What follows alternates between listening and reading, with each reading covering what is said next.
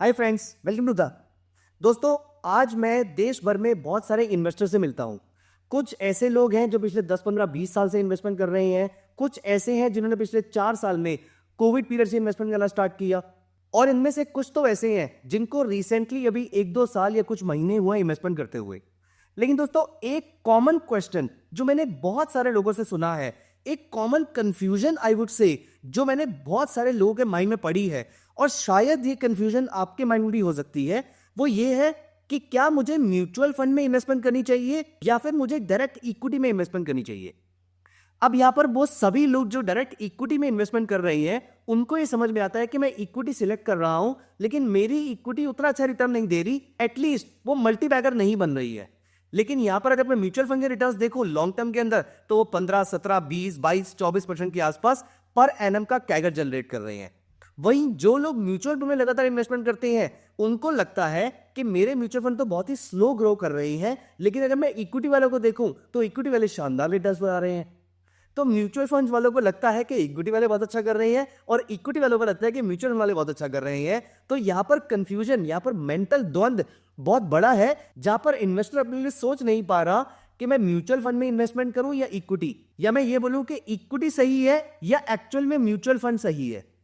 अब दोस्तों, यहां पर इस वीडियो में मैं इसी क्वेश्चन को एड्रेस करना चाहता हूं कि इनमें से क्या किसके लिए सही है। दोस्तों, यहां पर सबसे पहली चीज आपको यह समझने की जरूरत है कि क्या गलत और क्या सही नहीं है, क्या किसके लिए सही है।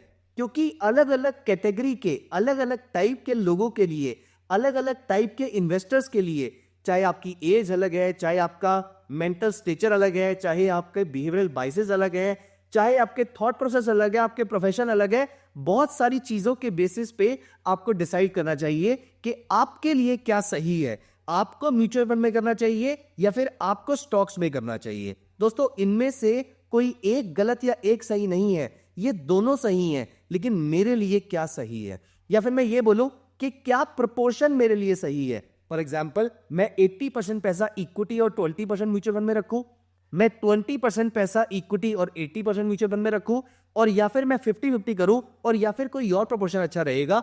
इन्हीं सारी क्वेरीज को आज इस वीडियो में हम एड्रेस करने वाले हैं। ये क्वेरीज बहुत बार सेमिनार्स में, बहुत सारे मीटअप्स में लोगों ने मेरे साथ डिस्कस करी, एंड अपार्ट फ्रॉम दिस, मैंने कभी कभी वीडियोस में भी, आपके कमेंट्स में भी नोटिस किया that there was a confusion between which mutual fund to buy and why to buy mutual fund and not equity and vice versa also. तो दोस्तों, मुझे लगा कि मुझे यहां पर मेरे जो थॉट प्रोसेस है, मुझे वो आपके साथ शेयर करने चाहिए। शायद आपको इससे थोड़ी क्लैरिटी मिले, क्योंकि मेरे माइंड में तो पूरी क्लैरिटी है कि मुझे किस में कितना इन्वेस्टमेंट करना है। और मैं सेम प्रोसेस पिछले अप्रॉक्सीमेटली कम से कम 10 साल से मैं सेम तरीके से काम कर रहा हूं, और आज मैंने इक्विटी और म्यूचुअल फंड थैंकफुली दोनों जगह पे अपना एक डिसेंट कॉर्पस बिल्डअप कर लिया है। तो यहां पर आज मैं क्वेश्चन को एड्रेस करने वाला हूं, mutual fund versus equity, what is good for boom. तो आइए यहां पर हम इस क्वेश्चन को अब एड्रेस करना शुरू करते हैं। दोस्तों, देयर आर डिफरेंट पैरामीटर्स जिसके बेसिस पे आपको डिसाइड करना चाहिए कि आपके लिए क्या सही है। और मैं आपको सजेस्ट करूंगा कि एक बार एक पेपर पेन लेकर बैठिएगा, और या फिर कमेंट सेक्शन में ही आप इन पॉइंट्स को साथ साथ मेंशन करते रहिएगा। ये कमेंट्स जब आप मेंशन करेंगे तो इससे दो फायदे होंगे। पहला, तो ऐसा करने पर आपके माइंड में इन सारी चीजों का रिकैप होता रहेगा। दूसरा, आने वाले व्यूअर्स भी जब इस चीज को पढ़ेंगे तो उनका फायदा होगा। एट द सेम टाइम जब वो कमेंट्स करेंगे तो आपको भी इंटरेक्शन में काफी कुछ सीखने को मिल सकता है। दोस्तों, the first distinguishing parameter is knowledge and expertise. Knowledge and expertise का मतलब क्या होता है? देखिए, सबसे पहली चीज, इनमें से क्या समझना मुश्किल है और क्या समझना आसान है। म्यूचुअल फंड समझना इज लाइक गाड़ी चलाना, एंड इक्विटी को समझना, डायरेक्ट इक्विटी, डायरेक्ट स्टॉक्स में इन्वेस्टमेंट करना इज लाइक लैम्बोर्गिनी चलाना। दोनों में आप गाड़ी ही चला रहे हैं। यहां पर म्यूचुअल फंड की इन्वेस्टमेंट में आपकी एक्सपर्टीज आपको कम चाहिए, वहीं पर अगर आप डायरेक्ट इक्विटी की बात करें तो वहां पर आपको स्ट्रॉन्ग इक्विटी चाहिए। तो यहां पर डिस्टिंग्विशिंग फैक्टर ये कहता है कि अगर आपको इक्विटी मार्केट की समझ है, और ये कैसे पता लगेगा? आप दो चीजें चेक कर सकते हैं। क्या आपको कंपनी के फाइनेंशियल्स, मैनेजमेंट, वैल्यूएशन समझ में आती है? दूसरा, क्या आपको ब्रॉडर थीम और सेक्टर समझ में आते हैं?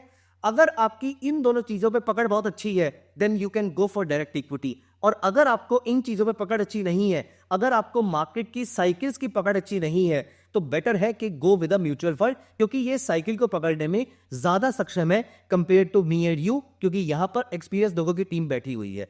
तो अगर आप इकोनॉमिक साइकिल पकड़ पाते हैं, अगर आप सेक्टर की थीम की साइकिल पकड़ पाते हैं, और या फिर अगर आप कंपनीज को समझ पा रहे हैं, कंपनी के फाइनेंशियल तो समझ पा रहे हैं, तो equity is a better option, otherwise mutual fund is a better option. दोस्तों, दूसरा पैरामीटर जो कि एक दूसरे डिस्टिंग्विशिंग पैरामीटर की तरह काम करेगा, वो है आपकी रिस्क एपेटाइट। दोस्तों, यहां पर एज आई डिस्कस अर्लियर, गाड़ी चलाना is like mutual funds, Lamborghini चलाना, एस्टन मार्टिन चलाना इज लाइक इक्विटी।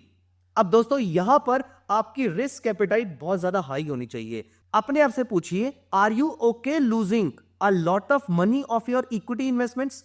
अगर आप अपने पोर्टफोलियो का एक बड़ा चंक नेगेटिव में देखने को तैयार है, मैं लूज करने की बात नहीं कर रहा, मैं सिर्फ यहां पर देखने की बात कर रहा हूं, क्योंकि अगर आपकी क्वालिटी ऑफ द कंपनीज अच्छी है तो ये सिर्फ टेम्परेरी आपको पेन दे सकती हैं, लॉन्ग टर्म के अंदर आपको अच्छे रिटर्न्स मिल जाएंगे उसके अंदर।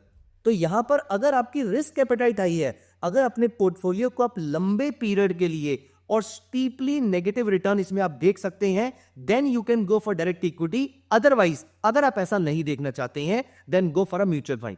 आप में से यहां पर किसी का क्वेश्चन हो सकता है कि अपने पोर्टफोलियो को नेगेटिव रिटर्न में कौन ही देखना चाहेगा। दोस्तों, ये चाहने की बात नहीं है। मैंने अपने पोर्टफोलियो में नेगेटिव रिटर्न कुछ सालों के लिए देखे हैं, लेकिन उसके बाद जब उसने पिक करना शुरू किया, और rather you will be surprise, तो लो, आप मुझे यहां पर बेवकूफ भी बोल सकते, आप मुझे यहां पर पागल भी बोल सकते हैं, लेकिन ये नेगेटिव रिटर्न्स मुझे अच्छे लगते थे, क्योंकि मैं यहां पर और पैसा लगातार डालता जा रहा था अपनी फेवरेट कंपनीज के अंदर। And this I have done for the mutual funds also.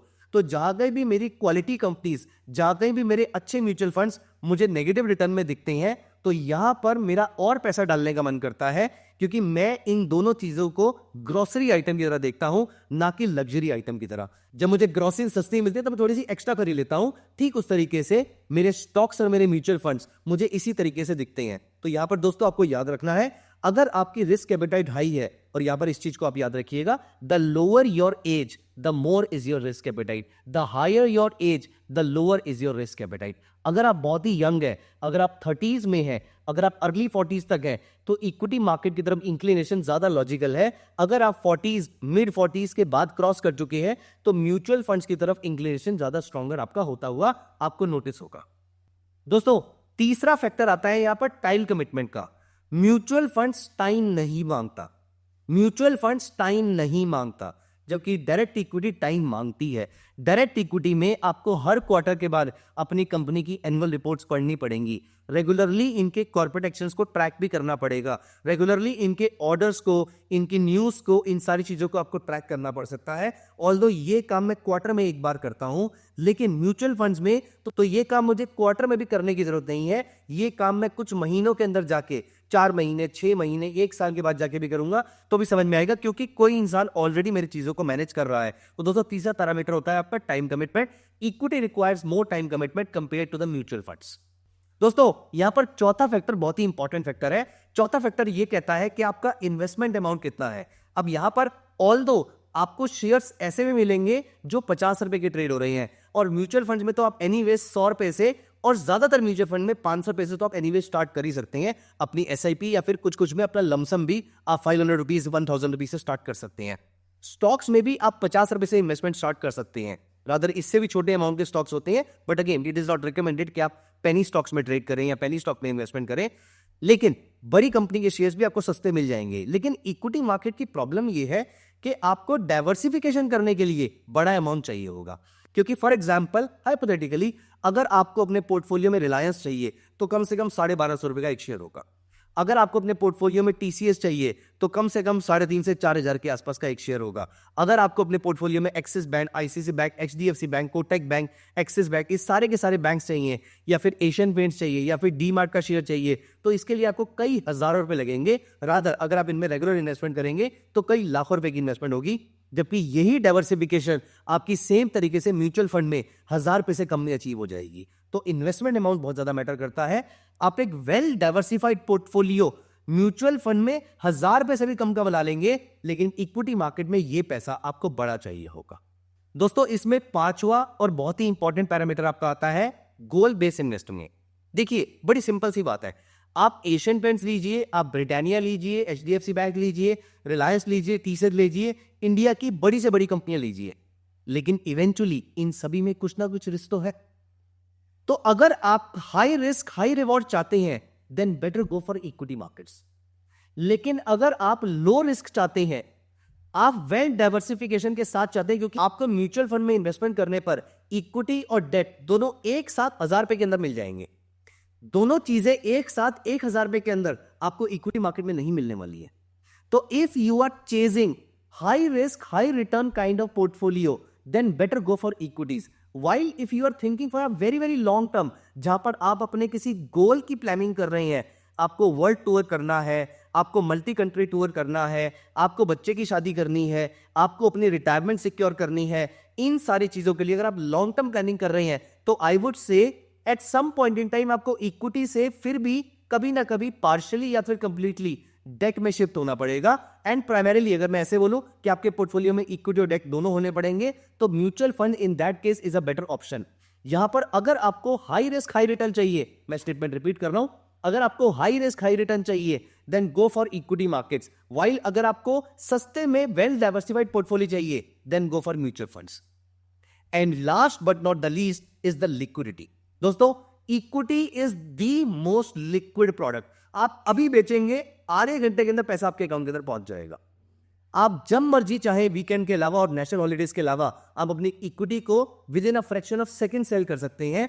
आज की डेट में आप एक बटन क्लिक करके पूरा पोर्टफोलियो खाली कर सकते हैं। लेकिन यह काम म्यूचुअल फंड में करना is almost impossible. It will take you 1 to 2 working days to get money in your account. इसलिए दोस्तों, liquidity is significantly high in equities while liquidity is somewhat compromised in mutual funds। अब यहां पर आपको I think आपको आपके question का answer मिल गया होगा। It is not about this और that, it is not about which one is better, it is about one which one is better for home, second why this और that, why not both of them. ये दोनों चीजें आप at the click of the button Dhan platform से purchase कर सकते हैं।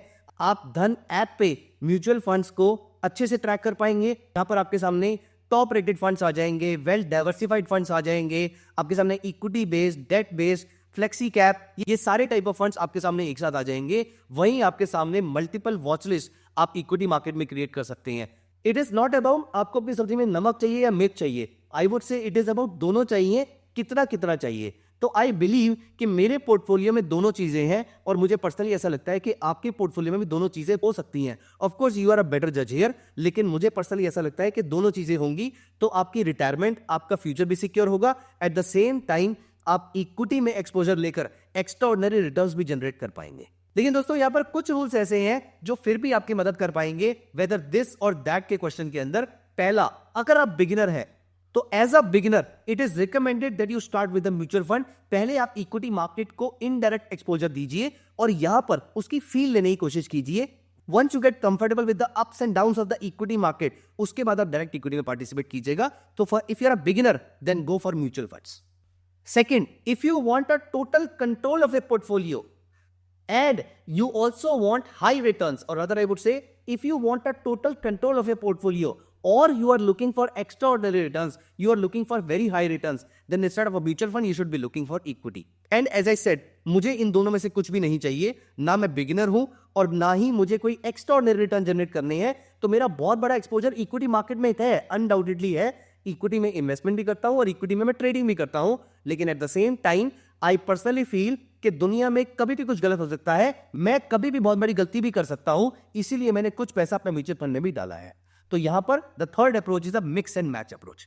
तो दोस्तों, इनमें से आप कौन सी अप्रोच फॉलो करेंगे? Beginner approach mutual fund, total control approach equity, या फिर mix and match like me? मुझे आपके कमेंट्स का इंतजार रहेगा। बताइए आप कौन सी अप्रोच फॉलो करते हैं। जैसे मैंने आपको बताया मैं कौन सी अप्रोच फॉलो करता हूं, मैं आपकी अप्रोच के आंसर का वेट कर रहा हूं। Thank you so much guys, bye bye, take care of yourself. Investments in the securities market are subject to market risk. Read all the related documents carefully before investing.